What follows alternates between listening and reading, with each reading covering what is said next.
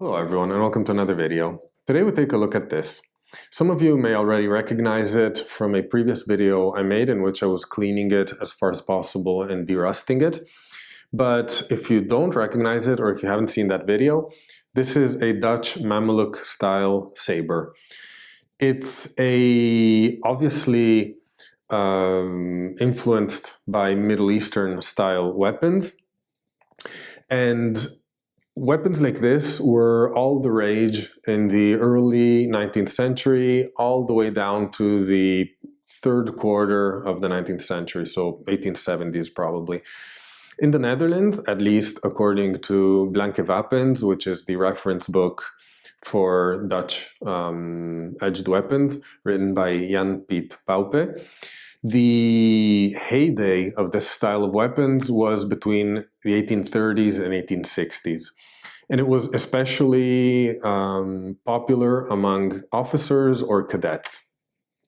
So it's definitely not a troop sword. It's not a kind of weapon that was built in massive numbers for use by the masses.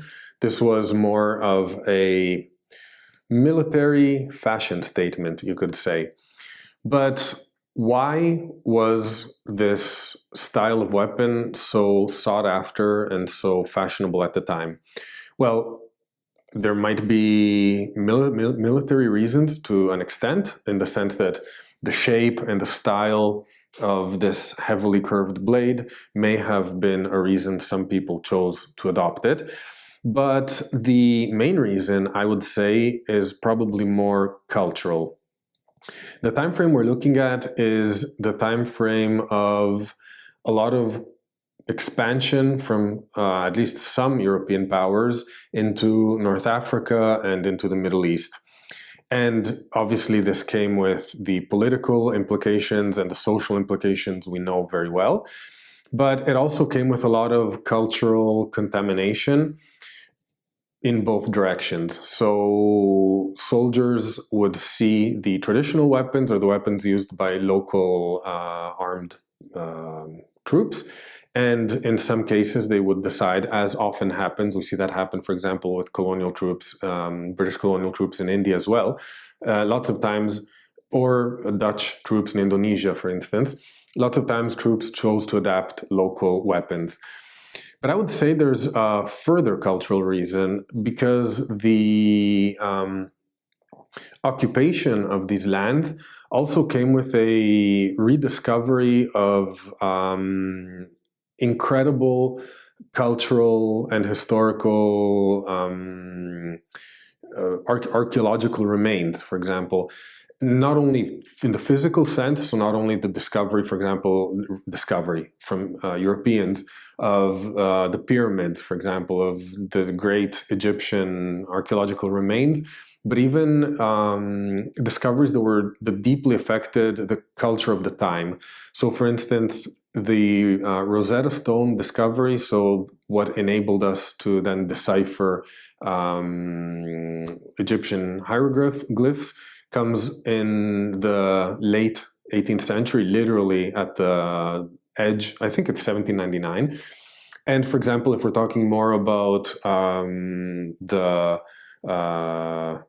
Fertile Crescent area, so the Middle East-ish, we have in the mid-19th century the discovery of great biblical cities like Nimrud and Nineveh.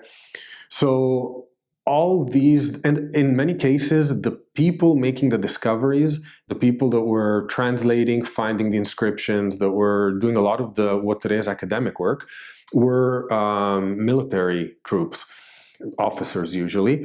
Obviously, they were the ones that were there at the time, and many of them had interest in these cultural findings or archaeological findings.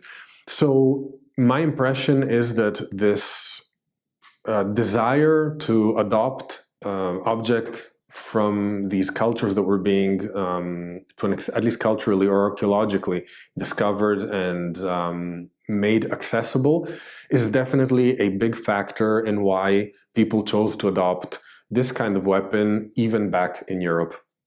It's only speculation, of course. The main reason may be that they saw people fighting with it and thought, well, that looks very cool.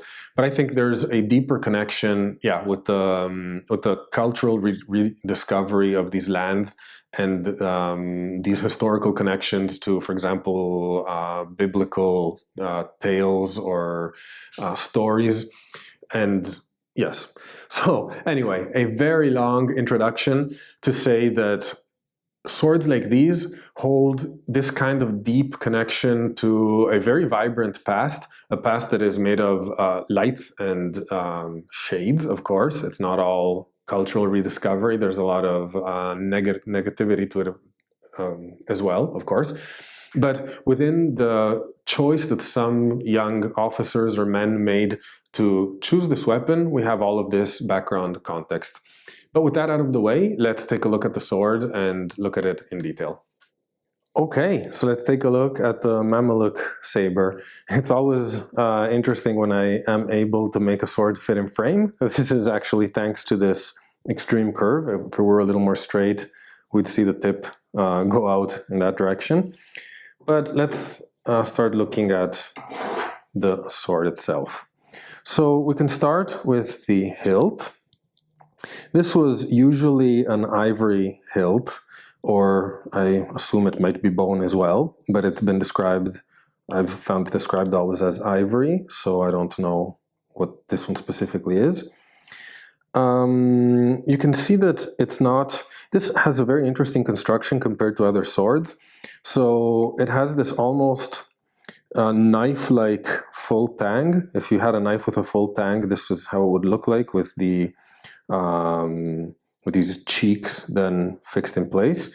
But it's not actually a full tang in the sense that the blade isn't one piece with this metal. This is kind of acts as a wireframe, I guess, as a structural part for the hilt, but the blade is actually fixed inside it. So this isn't technically a full tang, it's just part of the hilt. On this metal frame are fixed these ivory/bone grip panels. And then you have here a hole that goes all the way through. And this would have been where the officer would have hung their portepee or lanyard or any kind of thing to hold on to the sword or fix it somewhere. You also see this little ring here. And if you're careful, you'll also have noticed one here. This is because these swords had a little decorative chain here to kind of act as a sort of a knuckle guard of sorts, a symbolic one at least. That chain, unfortunately, on this sword is missing. We then see the typical shape with this kind of pommel that turns towards the inside of the hand, so it kind of fixes the sword in place here when you're gripping it. This is very typical of today. I think you see it like in Saudi swords, swords from Oman, a lot of Arab swords, or from Arab or Arab-influenced regions. Now, moving to the guard, we have these very beautiful langets that are an integral part of the crossguard here. They have some decoration, so you can see these lines cut into it on both sides. Actually, here they're even more visible.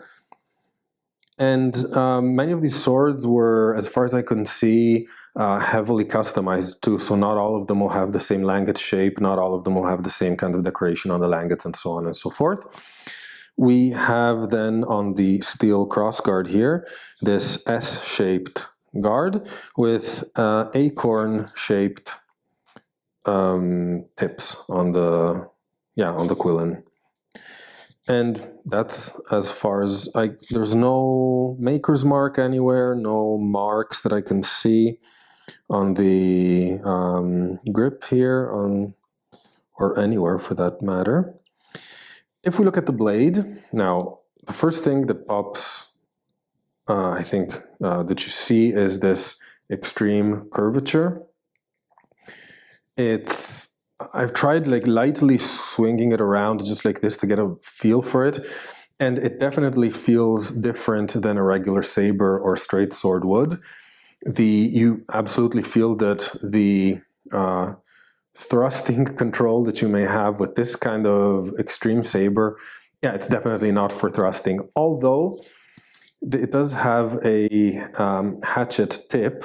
This is present on all these Mameluke-style sabers I've seen, but I know that this was a modification that French officers would do on their model AN 9 or AN 11 light cavalry sabers because of the curvature, and they were still using it often as a thrust first weapon. So they tried to correct the angle of the tip by pointing it a little more inward, and this kind of helped them control the thrust. So I wonder if this is also why this kind of sword has this hatchet tip. Maybe it helps align the tip a little better when you're pushing it. However, this is obviously a weapon that is not designed for that. It's for the slash. Now, let's look at the blade. I already mentioned in the previous video that obviously it's quite damaged by oxidation and rust, but I wonder if I'll be able to show you some of the engravings. Let's see if I can get them in focus. Okay, there we go. You might be able to see something here. So it's always hard to film these engravings, and it's more so in this case because they're so delicate. But you can see here the typical drum that's part of like a panoply of military objects. So there are some lances there, some flags and banners, and the drum is there. And here there's a line at the bottom where it seems to be some floral decoration rather than writing, so I don't see any writing there. Just to point there, you can see like two horizontal lines under the drum. If we move up, let's see if there's anything that I can show you. Here we have, yeah, here we have,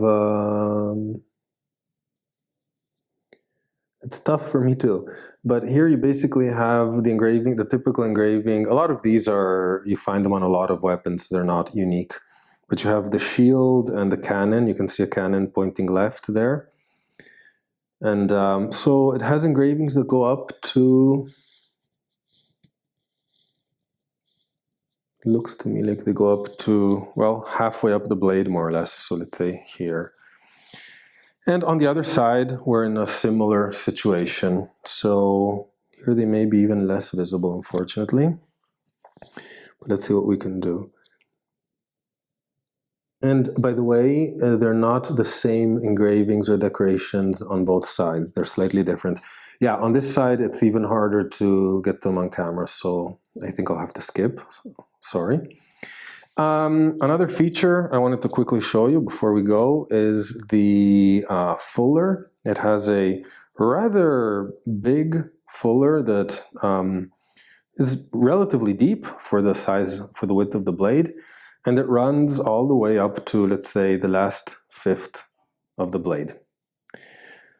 So that's the Mameluke-style Dutch saber. I hope you enjoyed it. And there we go, the Dutch Mameluke-style saber. This is a very unique weapon in my collection. It's the first kind of truly non-European style weapon, except for the Klevang perhaps, but that is definitely more European, at least the Dutch Knil Klevang. This instead is something that for me was new to my collection, and I definitely find it to be a beautiful object, and yeah, one that I'm proud to be able to look at close up and show you too. So I hope you enjoyed the video. Thank you for watching, and if you did, come back and I'll see you soon in another sword video.